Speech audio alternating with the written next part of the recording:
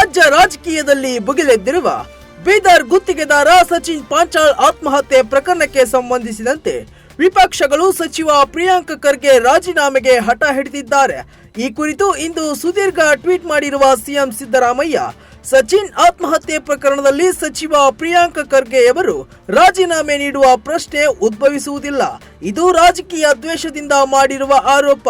Death ನೋಟ್ನಲ್ಲಿ ಕೂಡ ಸಚಿವ ಪ್ರಿಯಾಂಕ್ ಖರ್ಗೆಯವರ ಹೆಸರಿಲ್ಲ ಎಂದು ವಿಪಕ್ಷಗಳ ಆರೋಪಕ್ಕೆ ತಿರುಗೇಟು ಕೊಟ್ಟಿದ್ದಾರೆ. ಬೆಂಗಳೂರಿನ ಬಿಜೆಪಿ ಕಚೇರಿಯಲ್ಲಿ ಮಾಧ್ಯಮದವರೊಂದಿಗೆ ಮಾತನಾಡಿದ ಪರಿಷತ್ ಸದಸ್ಯ ಸಿಟಿ ರವಿ, ರಾಜ್ಯ ಕಾಂಗ್ರೆಸ್ ಸರ್ಕಾರದ ವಿರುದ್ಧ ವಾಗ್ದಾಳಿ ನಡೆಸಿದರು.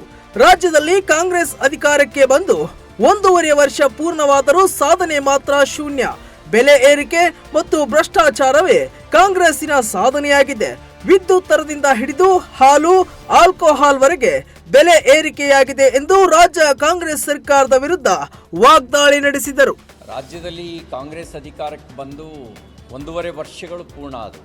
ಸಾಧನೆ ಏನು ಅಂತ ಅವಲೋಕನ ಮಾಡಿದ್ರೆ ಬೆಲೆ ಏರಿಕೆ, ಭ್ರಷ್ಟಾಚಾರ.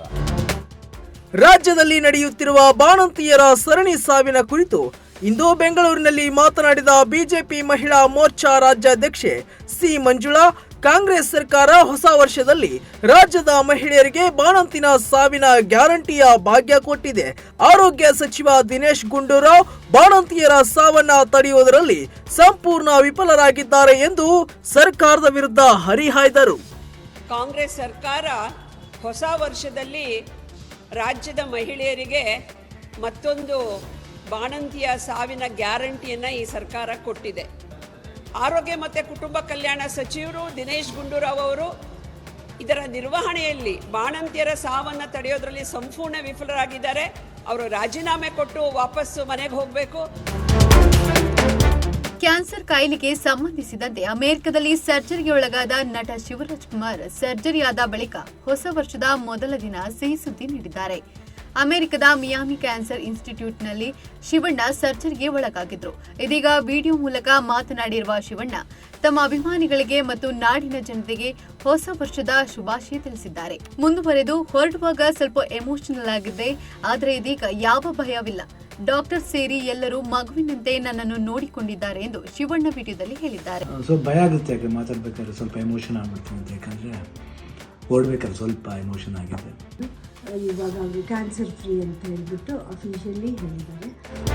ಇದೇ ಮೊದಲ ಬಾರಿಗೆ ಆಸ್ಟ್ರೇಲಿಯಾದಲ್ಲಿ ಆಸ್ಟ್ರೇಲಿಯನ್ ಮೀಡಿಯಾ ಟೆಸ್ಟ್ ಕ್ರಿಕೆಟ್ ನಡೆಯುತ್ತಿದೆ. ಈ ಒಂದು ತಂಡಕ್ಕೆ ಭಾರತದ ಸ್ಟಾರ್ ವೇಗದ ಬೌಲರ್ ಮತ್ತು ಹಿರಿಯ ವೇಗಿ ಜಸ್ಪ್ರೀತ್ ಬುಮ್ರಾಗೆ ನಾಯಕತ್ವವನ್ನು ನೀಡಲಾಗಿದೆ. ಅಲ್ಲದೆ ಈ ತಂಡದಲ್ಲಿ ಭಾರತದ ಆರಂಭಿಕ ಬ್ಯಾಟ್ಸ್ಮನ್ ಆಗಿ ಯಶಸ್ವಿ ಜೈಸ್ವಾಲ್ಗೆ ಕೂಡ ಸ್ಥಾನ ನೀಡಲಾಗಿದೆ. ಪ್ರಧಾನಮಂತ್ರಿ ಫಸಲ್ ಬಿಮಾ ಯೋಜನೆ ಮತ್ತು ಪುನರ್ರಚನೆ ಮಾಡಿದ ಹವಾಮಾನ ಆಧಾರಿತ ಬೆಳೆ ವಿಮಾ ಯೋಜನೆ 2021-22ರಿಂದ 2025-26ರವರೆಗೆ ಒಟ್ಟಾರೆ 69.515.71 ಕೋಟಿ ರೂಪಾಯಿಗಳೊಂದಿಗೆ 2025-26ರವರೆಗೆ ಮುಂದುವರೆಸಲು ಪ್ರಧಾನಿ ನರೇಂದ್ರ ಮೋದಿ ಅವರ ಅಧ್ಯಕ್ಷತೆಯಲ್ಲಿ ನಡೆದ ಕೇಂದ್ರ ಸಚಿವ ಸಂಪುಟ ಅನುಮೋದನೆ ನೀಡಿದೆ.